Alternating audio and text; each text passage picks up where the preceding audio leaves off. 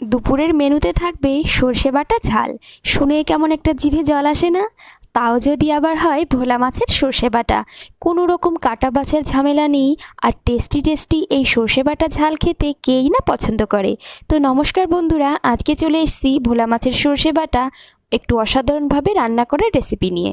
তো সবার প্রথম মাছটাকে নুন আর হলুদ মাখিয়ে কিছুটা সময় রেস্টে রেখে দিয়ে এরপর কড়াইতে কিন্তু অনেকটা পরিমাণে সর্ষের তেল দিয়ে নিয়েছি। তো এই তেলের ভেতরেই এবারে কিন্তু মাছের টুকরোগুলো না আমি দিয়ে দিচ্ছি। না একবারে কিন্তু সব মাছ দিলে হবে না, যে কটা তেলে ধরবে সেই কটাই কিন্তু দেব। আর কড়াইটায় কিন্তু খুব ভালো করে গরম করে নিয়ে তেলটাও কিন্তু একদম টকবক করে গরম করে নিতে হবে, যাতে করে মাছ দেওয়ার সঙ্গে সঙ্গে মাছগুলো না লেগে না যায়।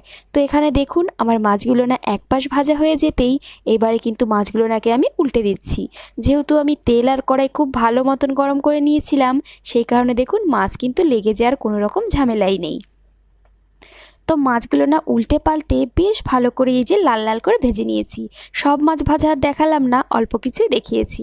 তো এরপর কড়াইতে যে তেলটুকু ছিল ওই তেলের ভেতরে আর একটু তেল দিয়ে ফোড়নে দিয়ে দিলাম একটা শুকনো লঙ্কা আর একটুখানি কালো জিরে।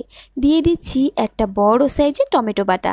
এইবার এই টমেটো বাটাটাকে বেশ কিছু সময় কিন্তু নেড়ে চেড়ে একটুখানি ভেজে নিতে হবে, যাতে করে মানে ওই টমেটো যে কাঁচা কাঁচা ফ্লেভারটা সেটা চলে যায়। তো এবারে দিয়ে দিচ্ছি একটুখানি হলুদ গুঁড়ো, ওই হাফ চামচ থেকে একটুখানি বেশি হবে আর কি। তো হলুদ গুঁড়ো দেওয়ার পর আবারও কিন্তু টমেটোটাকে বেশ ভালো করে একটু ভেজে নিয়ে দিয়ে দিচ্ছি সাদা সর্ষে বাটা। শুধু সর্ষে বাটা বলবো না, এর ভেতরে রয়েছে কাঁচা লঙ্কা আর রয়েছে একটুখানি লবণ। সমস্ত কিছুই কিন্তু মিশিয়ে খুব ভালো করে বেটে নিয়েছি। আর আমি কিন্তু নর্মালি একটু সাদা সর্ষেই খাই, কারণ কালো সর্ষে দিলে আমার কাছে মনে হয় যে কোনো সময় একটু তেতো হয়ে যায়। এছাড়া অন্যরকমভাবে আমার কিন্তু এই সাদা সর্ষেটাই বেশি ভালো লাগে। তো সর্ষে দেওয়ার পরে খুব ভালো করে কিন্তু এই সর্ষেটাকে আমি একটু কষিয়ে নিচ্ছি। অনেকে আছে সর্ষে আবার কষানো পছন্দ করে না, কিন্তু আমার কাছে মনে হয় একটু কষিয়ে দিলেই কিন্তু বেশি ভালো লাগে। এছাড়া ঝোলে দিলেও ভালো লাগে, কিন্তু আমি একটুখানি কষিয়ে দিতেই ভালোবাসি। তো একটুখানি কষানো হয়ে গেলে এরপর কিন্তু দিয়ে দিলাম পরিমাণ মতন জল। যেহেতু সর্ষে বাটা খুব একটা কিন্তু ঝোলের প্রয়োজন হয় না, সেজন্য জলটাও কিন্তু বুঝে দিতে হবে। তো জলটা খুব ভালো মতন কিন্তু ফুটে গেছে। তারপর কিন্তু এই যে ভেজে রাখা মাছগুলো না দিয়ে দিচ্ছি। তো মাছ দিয়ে কিন্তু খুব একটা বেশি সময় ধরে ফোটানোর কোনোই দরকার নেই, ওই 10 মিনিট মতন ফুটে গেলেই হবে।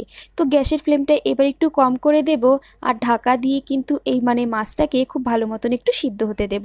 মাছ যেহেতু ভাজাই রয়েছে সেজন্য সিদ্ধ হওয়ার কোনো রকম মানে ঝামেলা নেই আর কি। তো এই যে কিছুটা সময় পরে যে ঢাকাটা খুলেছি, দেখি যে ঝোলটা কিন্তু অনেকটাই শুকিয়ে গেছে। সেই কারণে যে হালকা করে একটু নেড়ে দিলাম আর একটুখানি জল দিয়ে দেবো। জানেন ঝোলটা অনেকটাই শুকিয়ে গেছে, কারণ এত শুকনো শুকনো হয়ে গেলে এরপর নামাতে গেলে আরও কিন্তু শুকিয়ে যাবে। সেই কারণে একটুখানি গরম জল করে আমি আবার কিন্তু এই ঝোলের ভেতরে দিয়ে দিয়েছি। তো মাছগুলো না দেখুন মানে আস্তে আস্তে করে একটুখানি উল্টে দিলাম, আর এবারে ঝোল দিয়ে আর এই যে একটু সময় আমি জাল করে নিয়েছি। দেখেছেন, দেখে নিশ্চয়ই বুঝতে পারছেন যে একটুখানি ঝোল বেড়েছে। তো যাই হোক, আর একটু সময় কিন্তু জাল করে নিলেই তৈরি হয়ে যাবে এই মানে মাছের সর্ষে বাটা, মানে ভোলা মাছের সর্ষে বাটা। মাছের নামটাও কিন্তু মাঝে মাঝে ভুলে যাচ্ছি। এবারে ওপর থেকে দিয়ে দিচ্ছি একটুখানি সর্ষের তেল। আর এর মাঝে কিন্তু আমি একটুখানি লবণও দিয়েছিলাম, সেটা কিন্তু দেখাতে আমি ভুলে গিয়েছি। যেহেতু বাটায় লবণ দিয়েছি সেজন্য লবণটা কিন্তু বুঝেই ব্যবহার করতে হবে। তো ঢাকা দিয়ে 2 মিনিট রেখে তারপর কিন্তু এই যে আমি এটাকে নামিয়ে নেব। তা কড়াইতেই রয়েছে, দেখেছেন কালারটা কি সুন্দর লাগছে না? আর খেতেও কিন্তু একদম অপূর্ব হয়। আপনারা কিন্তু এই ভোলা মাছের সর্ষে বাটা একবার হলেও ট্রাই করবেন। আশা করি আপনাদের ভীষণ ভালো লাগবে। তো আজকের মতন রেসিপিটা এখানে শেষ করছি। নমস্কার।